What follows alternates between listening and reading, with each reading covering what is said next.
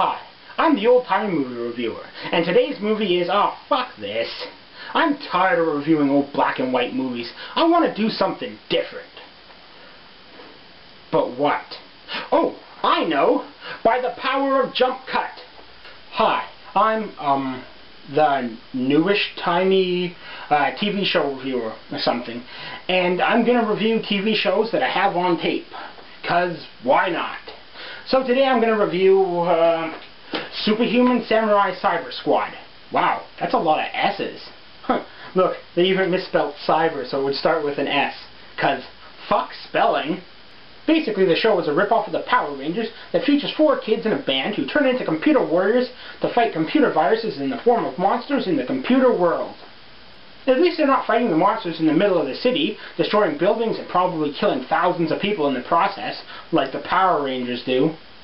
Anyway, the 4 kids are Sam, the main character slash heartthrob, Amp, the lovelorn slash comedy relief guy, Tanker, the drummer slash jock, for a double dose of stupid, and Sydney, the girl slash, girl, because there's not much to say about her. She's a pretty stagnant character. So as this episode starts, we see 2 of our heroes in their secret headquarters that just happens to be the group leader's parents' basement. Fuck the Batcave, fuck the Fortress of Solitude, your parents' basement? That's where it's at. Anyway, they're in their basement of dorkitude, on a computer watching their friend Sam as he fights some unnamed computer virus. 'Cause the show doesn't need to have a reason for the fight, it can just have fighting for fighting's sake. Fuck the reason, fuck any plot, fuck dramatic build-up, just start the show with a random fight for fight's sake. So as Sam fights the unnamed menace, he's helped by the female character who flies around in some ship. But that's not enough, so the other 2 must enter the digital world and lend a hand. Let's kick some gigabutt with the cherry on top! Race you to the virus! Eat my digital dust, slowpoke! What's with the puns?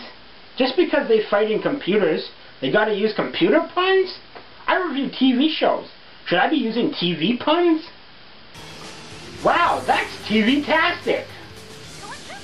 Wow, this show hella sucks. This show can contrast my ass. Yeah, I can't pun really well, but neither can they. And what's up with these close-up shots of their helmeted heads with boring backgrounds? I thought that stuff only happened in old black and white movies. This is hella lame. So with them all on the computer now, they come together and become Sam's armor. Ew. I wonder which one becomes his codpiece. Anyway, combining their power, they kill the monster with one blast. Wow. They're effective as a group. Why didn't they just do that in the first place? Well, I hope they've learned their lesson. I hope the next time they have to fight a digital monster, they combine their efforts right away and try not to tackle it on their own. They're not gonna do that, are they? So, having defeated the shitty Godzilla ripoff, they are then confronted by their arch-nemesis, Kilo-Con, a shredder wannabe who lives in the computer, who then banters back and forth with them as they exchange their computer puns. We'll fry your circuits, buddy. I shall enjoy debugging you. You're lucky we haven't turned you into raw data already. You guys hella suck! So with that said, Kilo-Con leaves, and the heroes disrobe their friend, and then head back to reality and their basement. We then head over to Kilo-Con's sidekick's place, and we see that Kilo-Con's sidekick is a kid who is dressed in all black and hangs out in his dark room with his computer. Wow, this show is really harsh with the computer stereotypes. The heroes hang out in the basement all the time, and the villain dresses in black and hangs out in a dank room. Gee, maybe I should be a TV stereotype and review TV shows sitting on a couch. Wait. So the young Johnny Cash here then goes about unceremoniously making another monster for Kilo-Con. So that's it? That's what Kilo-Con's plans are? Make random monster to cause trouble? No rhyme or reason? Just a simple scheme? Gee, a never-ending supply of crap monsters with no need for substance. Wow, this show really does hate plot and story build-up. So now on to school, as Amp talks of being in love while vandalizing a book. And I gotta wonder if this is some sort of subliminal message on hatred for books. Fuck books, TV is better. Fuck books, TV is better. Fuck books, TV is better. Fuck books, TV is better. Fuck books, TV is better.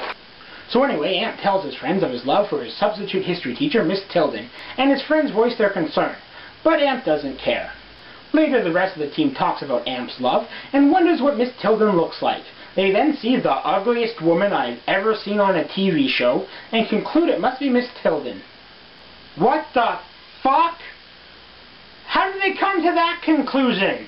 Just because she was walking by at the time they were talking about Miss Tilden? So, if a baboon had walked by at that exact time, would they have assumed his friend was into bestiality? I'm in love. In love? You? Good going, buddy. Who's the lucky mammal? Apparently so.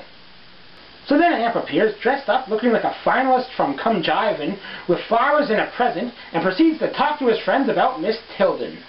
Oh, you'll like her. She's fun and nice, and she used to be a model. Who'd she model for? Freddy Krueger? Remember, kids, if your friend's into someone you don't like, mock them mercilessly about it.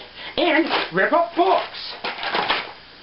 And his friends don't ask for clarification as to what Miss Tilden looks like, or point out who they think is Miss Tilden, and ask for verification. They just assume they know who she is, and continue to insult their friend. You guys are lucky to have such a lame villain. If KiloCon was any more crafty, you'd all be dead. I think what Tanker's trying to say is, don't you think she might be a little mature for you? I don't think age should matter if two people really love each other. Besides, what's a few years either way? Wait, what about the fact that she's your teacher? Isn't this all academic anyway? Your teacher's not going to date you. She'd get into all kinds of trouble. Anyway, distraught with his friends' reactions, Amp leaves, and his friends then plot to save him from the beast. And at this time, a different kind of monster rears its ugly head and causes trouble in cyberspace. This causes the TVs to get taken over by KiloCon, who then makes his threats to the TV viewing audience. But who cares? Not our heroes. They have more important work to do as they get ready to put their master plan into action to help save their friend from the presumed Miss Tilden. Whoops. Amp, could you help me pick these up? I guess so, Sydney. Here, hang on. Hey! Who turned out the lights? Hey, what's going on? Follow me. I've been abducted by aliens again. Quick, call the Air Force. What just happened?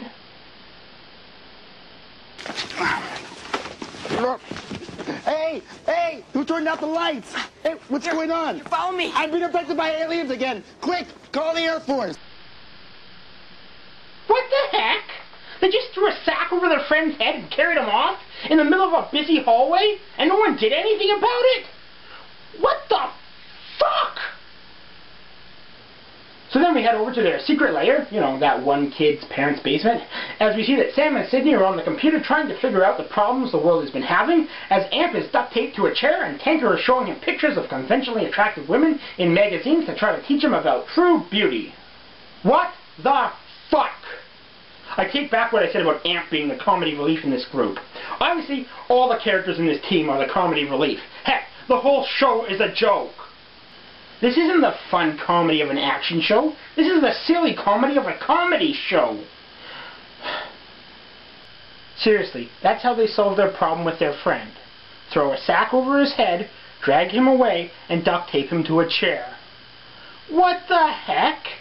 It's a good thing KiloCon only does simple attack strategies, because these guys are idiots, and wouldn't be able to problem solve anything that solution was beyond meet force with force. So finally they find out what's wrong with the computers of the world, God knows how, and all decide to go inside the computer to fight the computer virus monster.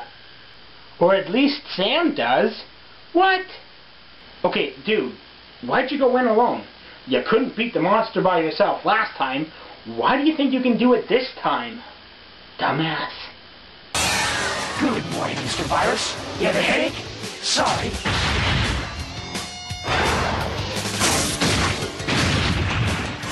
Careful, Sam. This virus has hyperthermic spheroid extrusion. What? He shoots fireballs, bud. Wow, because she couldn't have been more clear with her words. My disregard for this programming has agitated me. See, I can use big words too. So Sam and the monster continue to fight in cyberspace until Sam is defeated and sent back into the real world. See? I told you ain't shit without the others. So they then have the brilliant idea of going back in together as a team. Brilliant. And fire is hot, and water is wet, and this show sucks. Why they didn't do that in the first place is beyond me, but hey, Amp was letting himself be tied up? Weird. That's a whole new level of creepy. So into the computer they go, again.